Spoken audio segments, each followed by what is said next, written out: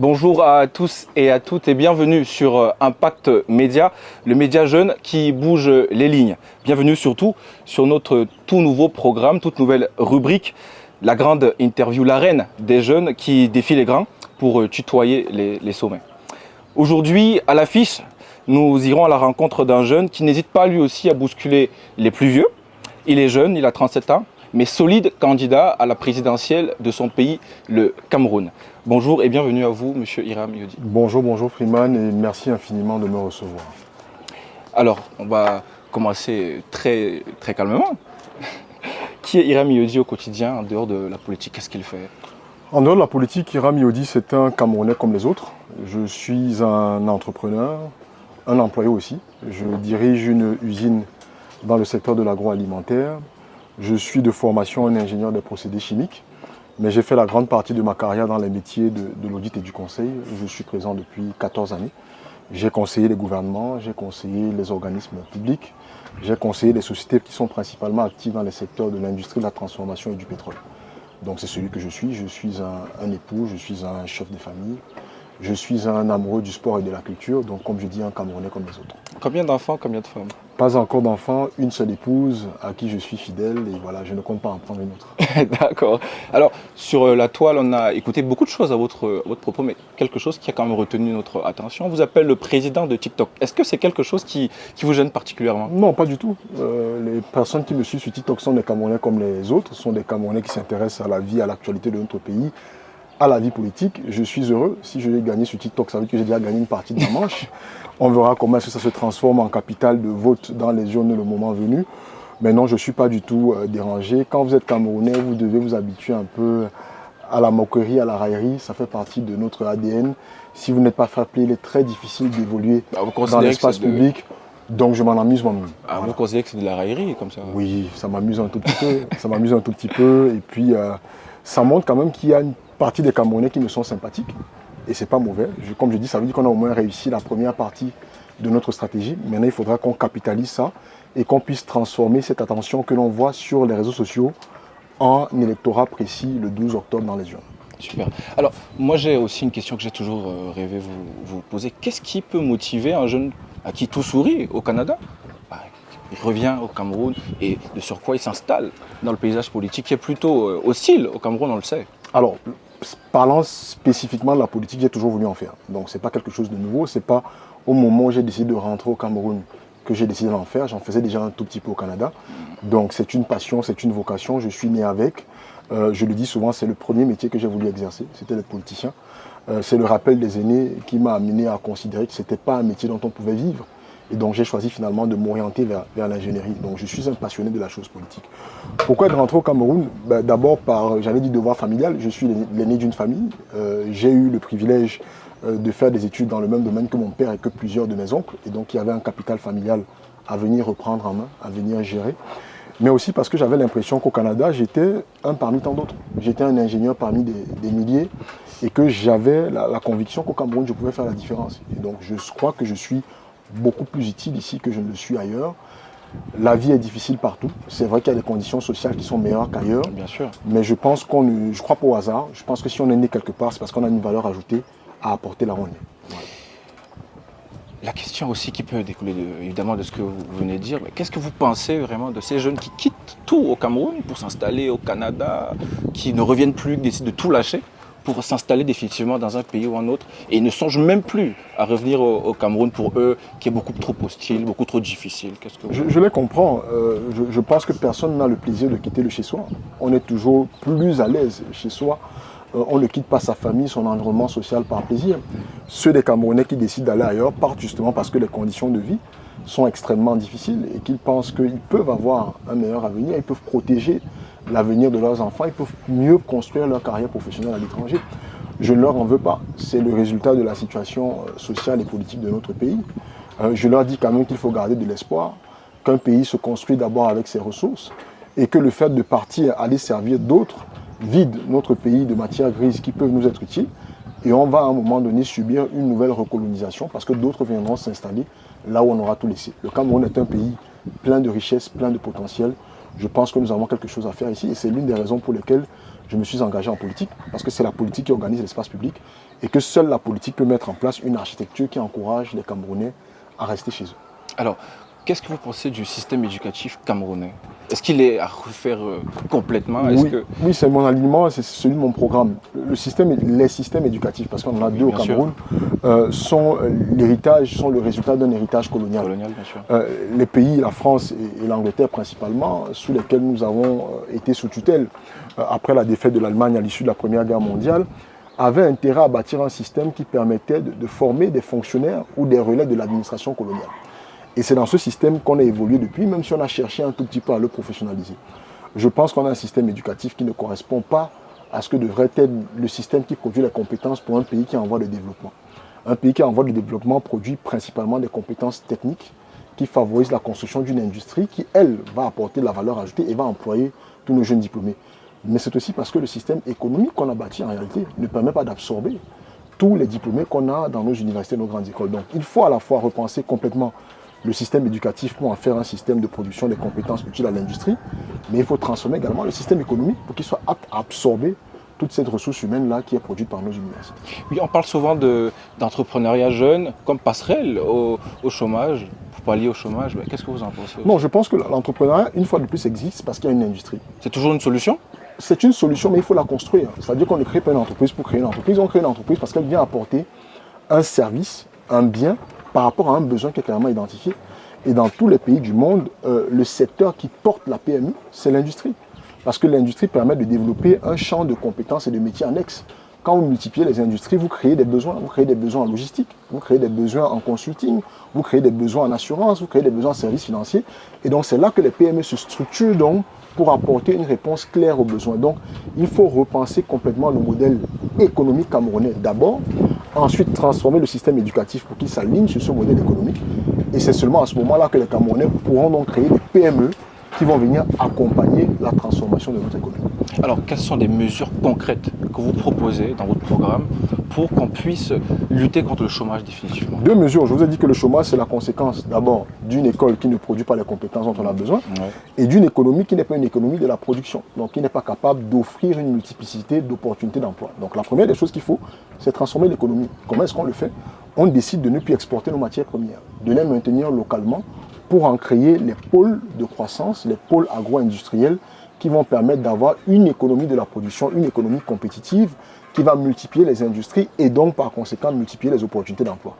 Et à côté, nous proposons de fusionner les deux systèmes éducatifs que nous avons pour créer un seul système éducatif camerounais aligné sur la transformation locale de nos ressources, donc avec des contenus d'enseignement principalement orientés vers ce qu'on appelle généralement les STEM, donc les sciences, les technologies, l'ingénierie et la mathématique, et qui va donc permettre qu'un Camerounais âgé de 18 ans, sorti de l'enseignement secondaire, ait toutes les compétences pour soit être employé, soit créer son emploi s'il ne veut pas ou s'il n'a pas les moyens d'aller à l'université. Donc ces deux transformations structurelles qui vont prendre du temps à obtenir des résultats, nous disons qu'en attendant, il y a une mesure palliative.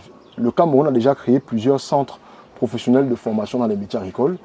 Il faut les multiplier, offrir des formations certifiantes sur 3 à 6 mois pour que les Camerounais qui sont déjà là n'aient pas à attendre 3, 4, 5 années pour que nos mesures structurelles produisent des résultats, mais puissent retourner à la terre et par là produire, participer à la dynamisation de notre économie. Alors comment est-ce qu'on refait l'économie d'un pays comme le Cameroun, une économie aussi complexe, surtout quand on sait que nos ressources naturelles sont plutôt placées sous certaines contraintes?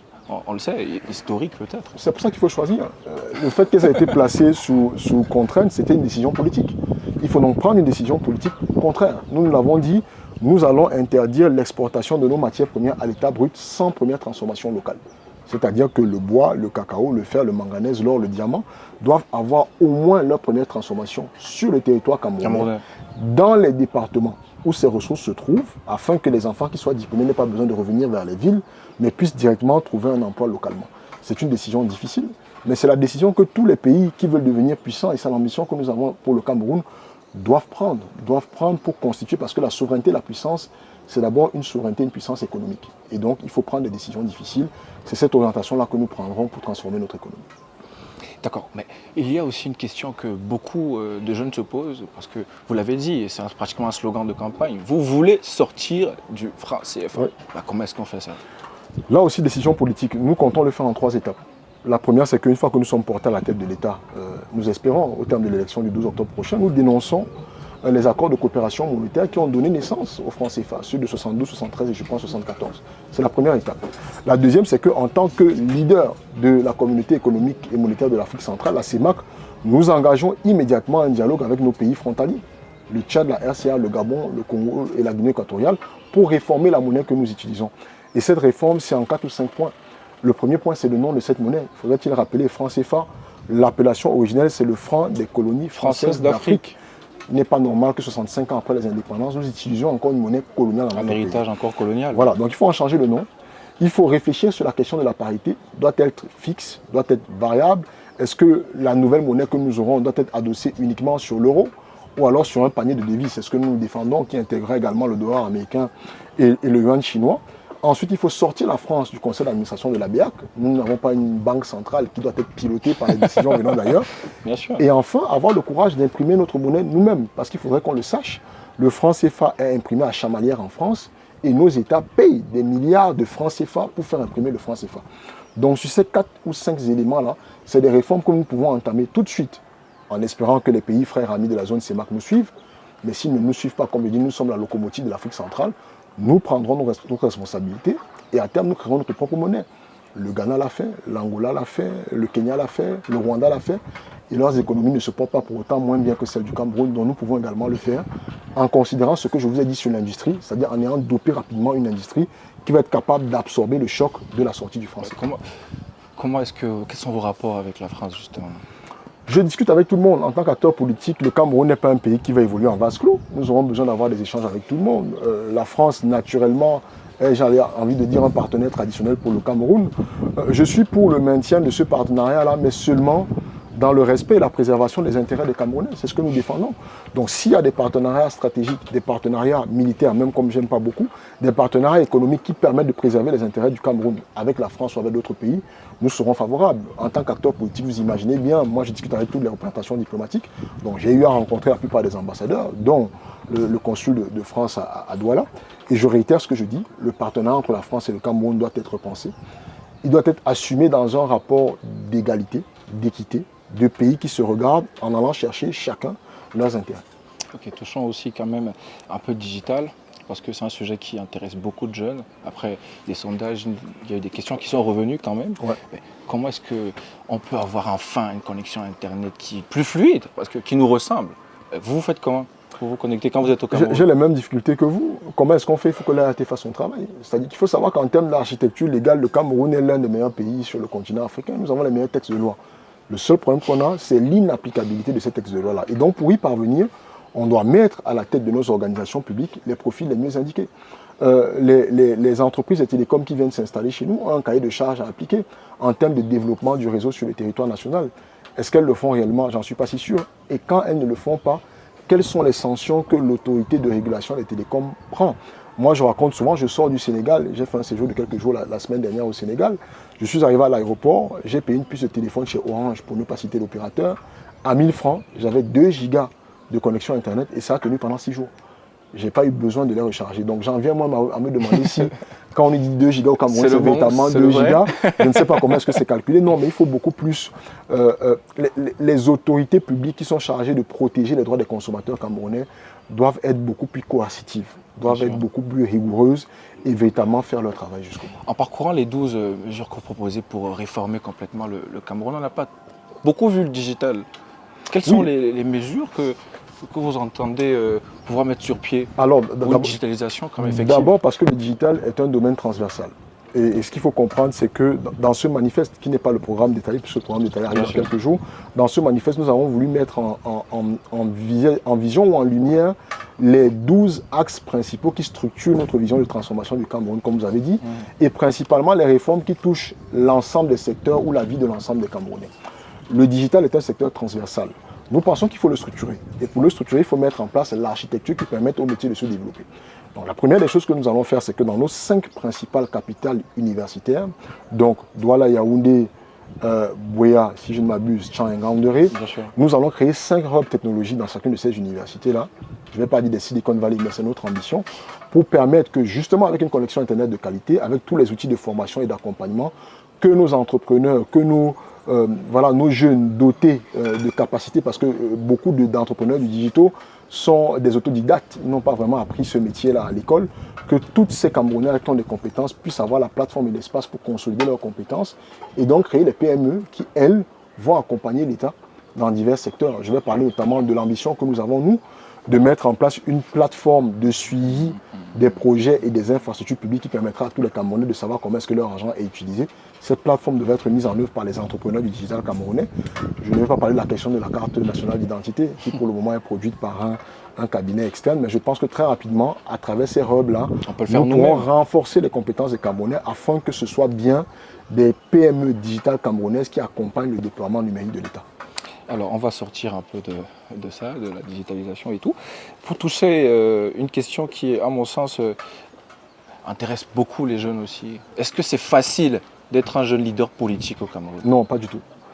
Ça ne l'est pas, d'abord parce que, on l'a dit un peu, vous subissez d'abord la raillerie, on ne vous prend pas toujours au sérieux. Quand vous avez des discussions avec les aînés, ils ont souvent l'habitude de vous prendre un tout petit peu de haut. Ensuite, votre environnement immédiat, familial, est souvent extrêmement stressé, donc pas toujours prompt à vous accompagner. Vous savez, la politique, c'est un métier de guerre, c'est un métier de combat. Donc c'est un métier de l'intimidation, c'est un métier de la déstabilisation. Et donc il faut savoir que quand vous vous engagez en politique, vous mettez en danger votre famille, vos proches, vous mettez en danger votre business. C'est pas tout le monde qui a la chance d'avoir un patron qui accepte d'avoir un employé qui est engagé en politique. Mais c'est nécessaire. Et qui plus est opposant. Mais c'est nécessaire. L'avenir du Cameroun se joue dans le champ politique. C'est le champ politique qui structure la culture. C'est le champ politique qui structure l'éducation. C'est le champ politique qui structure l'économie. C'est le champ politique qui structure la souveraineté, la diplomatie, la défense, la paix. Je ne veux pas parler de la situation que nous vivons dans les régions du nord-ouest et du sud-ouest et de l'extrême nord. Il y a encore quelques jours, une mère camerounaise s'est vue enlever ses 5 enfants. Dieu merci, 4 ont pu lui être restitués. Malheureusement, il y en a un qui a été assassiné. C'est le champ politique qui décide de comment est-ce qu'on organise tous ces espaces-là. Et donc, pour peser sur la décision, il faut s'investir en politique. Parce que quand vous n'êtes pas, on le dit vulgairement, engagé en politique, la politique vous fera si vous ne la faites pas. Donc, c'est une nécessité. Moi, c'est une vocation pour moi, je l'assume. Mais c'est aussi l'opportunité, à travers cette élection présidentielle, d'encourager le maximum de Camerounais à s'investir malgré ces difficultés-là. Si nous trouvons la force d'aller renverser le régime qui nous dirige depuis trop longtemps, peut-être que nous pourrons mettre en place une transparence, un espace politique démocratique où les gens se sentiront en sécurité. Alors, il y a une question aussi qui nous revient beaucoup. Écoutez, on vous considère beaucoup comme un pion du système, parce que le FDC qui vous a investi souhaitait il y a quelques années aussi investir Franck Biya. Je ne suis pas informé de cette... je suis pas au courant de cette information-là. Mais qu'est-ce que vous souhaitait investir Franck Biya à quel moment? Puisqu'il y a une élection présidentielle en 2018, la personne qui était candidate, c'est le président Paul Biya. Il me semble que Franck Biya a pris une carte de membre à Nice, militant du RDPC. Comment est-ce qu'il pourrait être investi par un parti autre que le RDPC? Répondez-nous, vous êtes pion du système ou pas du tout? Ceux qui le disent en apportent les preuves, c'est tout ce que je peux dire. Je pense que nous vivons dans un système juridique de la présomption d'innocence. C'est celui qui accuse qui doit apporter les preuves de son accusation. Mon parcours, il est clair, il est disponible. On tape mon nom sur Internet, on peut voir la suite de mon parcours. En 2018, je n'ai pas entendu que j'étais un pion du régime quand j'étais le coordonnateur du programme politique du bâtonnier Akeremouna. Je n'ai pas entendu que j'étais un pion du régime quand j'ai travaillé à la coalition entre Akeremouna et Maurice Kamto.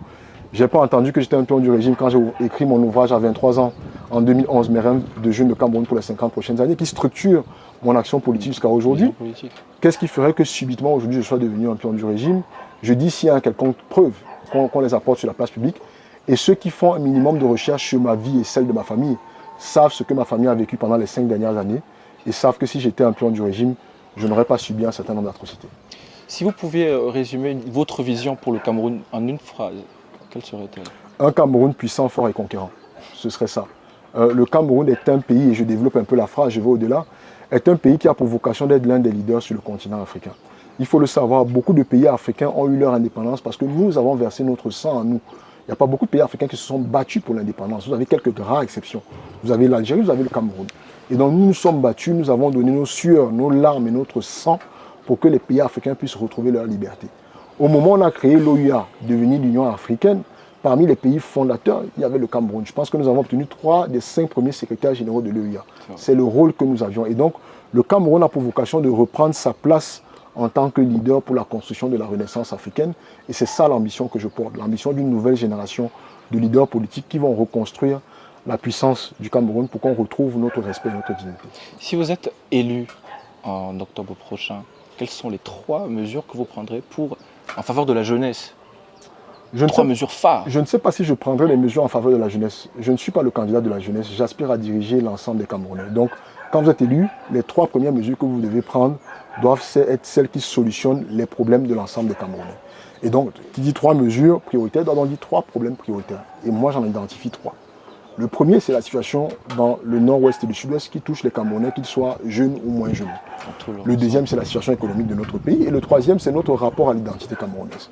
Et donc, quelles sont les 3 premières mesures que je prendrai? D'abord, je vais nommer un Premier ministre, parce qu'en réalité, il faut le savoir, c'est parce qu'on vit jusqu'ici, c'est le Premier ministre qui est le chef de l'exécutif, qui est le chef du gouvernement. C'est lui qui ordonne et qui organise la gestion de l'État. Donc je vais nommer un Premier ministre que je vais instruire de former un gouvernement de 20 membres, comme nous le défendons dans notre programme politique. Et nous allons tenir notre premier conseil des ministres dans la région du Nord-Ouest ou dans la région du Sud-Ouest, avec 3 ou 4 mesures à prendre. La première, c'est que nous avons décrété le cessez-le-feu dans ces 2 régions-là. Et nous allons immédiatement engager un dialogue avec nos frères et sœurs, y compris ceux qui ont choisi la voie de la violence, pour parvenir à des décisions qui leur permettront dans les 100 premiers jours de déposer les armes, afin que de manière raisonnable, nous puissions engager le processus de démilitarisation de ces régions-là. À côté, il y a un dialogue beaucoup plus large que nous allons engager avec tous les Camerounais pour permettre à nos citoyens, pour la première fois dans notre histoire, de définir par eux-mêmes le cadre de la constitution de notre pays. Notre ambition est qu'un an après avoir été porté à la tête de l'État, en octobre 2026, nous puissions tenir une conférence nationale souveraine qui va décider des contours de notre République. C'est la première mesure.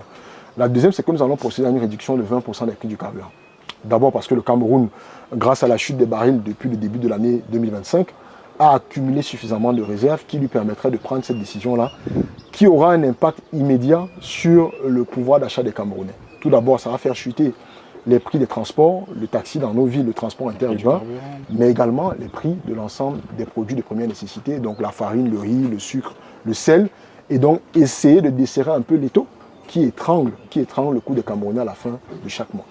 Et enfin, la troisième mesure, ce sera de procéder à ce que j'ai appelé, d'abord, rapatrier la dépouille du président à Idjo. C'est un impératif, c'est le premier président de la République du Cameroun. Quel que soit ce qu'on pense de lui, je suis petit-fils de Macky Sall, entre guillemets, donc je peux penser tout le mal de lui, mais ça reste le premier président de la République, il doit reposer au Cameroun. Et ensuite, décoloniser l'espace public camerounais. Il faut que nos ruelles, nos cours, nos avenues, nos universités portent les noms. Donc plus d'avenues Kennedy alors? Non, il faudra des avenues Oumyobé, des universités au CDA Fana, des facultés de médecine Félix Royan Moumier. Ce seront les 3 premiers axes de mesures que nous prendrons une fois portés à la tête de notre pays. Alors la question pour sortir de notre interview, celle qui me semble quand même la plus importante, comment est-ce qu'on va faire pour finalement résoudre le problème du tribalisme au Cameroun, pour unifier définitivement l'ensemble des Camerounais? Si vous êtes élu, comment est-ce que vous allez résoudre ce problème-là? Très personnellement, je n'estime pas qu'il y ait un problème de tribalisme au Cameroun. Ah bon? Les Camerounais vivent ensemble au quotidien. Les Camerounais vont à l'école ensemble, se marient ensemble. Nous sommes tous unis de familles multi-ethniques. Les Camerounais font des business ensemble. Il y a quelques acteurs politiques qui instrumentalisent la question tribale à la veille des échéances électorales pour nous diviser. Mais je ne pense pas que les Camerounais ont un problème de vivre ensemble. Je le dis souvent, les Camerounais ont un problème de manger ensemble parce qu'il y a 2 tribus au Cameroun. Il y a ceux qui mangent, il y a ceux qui ne mangent pas. Et très souvent, c'est ceux qui mangent, qui sont de toutes les tribus par ailleurs, qui instrumentalisent l'appartenance identitaire pour nous diviser. Maintenant, ce qu'il faudrait dire, moi j'ai eu la chance de parcourir un tout petit peu le Cameroun dans le cadre de ma vie associative. Je suis un défenseur de la promotion et la transmission des valeurs traditionnelles. Et j'ai découvert que dans l'essence, nos tribus sont pratiquement toutes les mêmes. Nous avons le même modèle d'organisation, nous avons les mêmes principes initiatiques, nous avons les mêmes principes traditionnels. Et donc ce qui nous diffère, c'est le folklore. C'est la manière de s'habiller, c'est la manière de chanter, c'est la manière de parler. Mais pour tout le reste, dans leur essence, les Bantous se ressemblent. Les Bantous ont la même vision de la société, ont le même rapport entre l'humain et son environnement. Donc en réalité, ce qu'il faut faire, c'est que dans le système éducatif, il faut apprendre aux Camerounais ce que nous sommes. Notre histoire doit nous dire que le pays Cameroun est un territoire qui n'a pas commencé à abriter des peuples en 1960 avec l'indépendance, qui n'a pas commencé à abriter des peuples en 1885 avec la conférence de Berlin, ou en 1492 quand Fernand Nopo est venu visiter les côtes camerounaises. Il y a des peuples qui vivaient sur ce territoire depuis plus de 1000 ans. Et notre système éducatif doit nous dire quels sont ces peuples, quel est le substrat culturel qui les porte, quelle est l'essence de leur peuple.